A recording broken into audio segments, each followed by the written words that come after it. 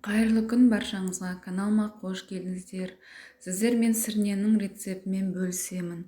Өте дәмді, керемет болып шығады. Жұмсақ, дәмді болып шығады еті. Жасап көруге кеңес беремін. Егер каналға тіркелмеген болсаңыздар, каналға тіркеліп қойыңыздар. Сонда сіздерге бірден жаңа видео ашылатын болады.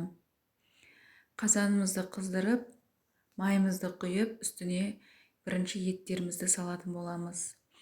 Еттерімізді жақсылап қуырамыз.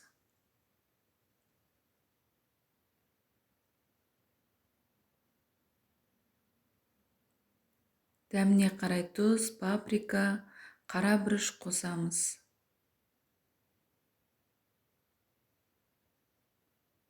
Етіміз қуырылды, енді үстіне пиязымызды салып, тағы да кішкене қуырып аламыз.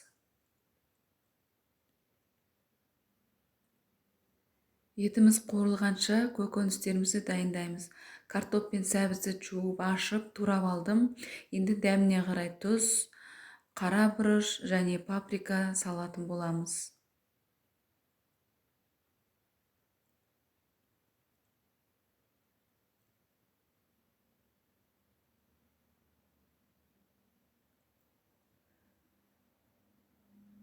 Енді жақсылап барлығын бір араластырып аламыз.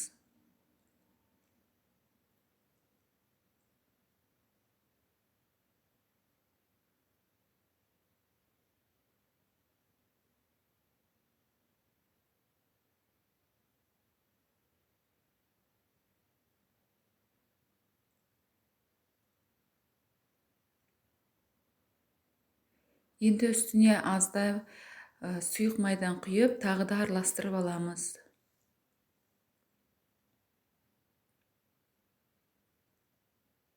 Осымен біздің көкөнісіміз дайын болды. Енді еттің үстіне салып, ешқандай да су құймаймыз. Осылай өз суында пісетін болады. Бетін дұрыстап, картоптарымызды кішкене реттеп, жайып аламыз.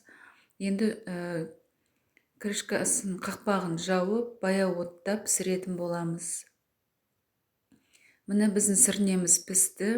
Өте дәмді, еті жұмсақ, керемет болып шықты. Жасап көріңіздер, жасап көруге кеңес беремін. Өте дәмді болып шығады. Баршаңызға ас болсын, сау болыңыздар.